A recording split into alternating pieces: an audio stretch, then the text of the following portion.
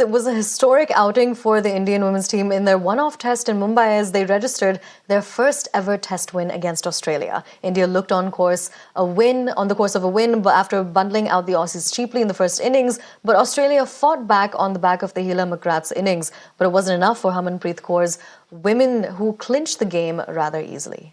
Now we're crossing over to my colleague Ashish, who's going to tell us more about the match. Ashish, over to you. Right, Aisha, incredible victory there for the Indian women, and what makes this more special is the fact that this is the first time the Indian women have beaten Australia in a test match, and this again, to put into context, the first time Indian men beat Australian men in tests was way back in 1959-60, so this again is a historical feat. And of course, to bring the match back in perspective, India bundled out Australia for 219 on day one, following which India came out with a collective batting display, which meant that India led Australia by 187 runs. And of course, this was an all-round effort from the batting order, the middle order batsmen as well. And in fact, the lower order also contributed, following which there was some sort of a fight back from Australia, from Tahila Meagre, who scored back-to-back 50s in the game.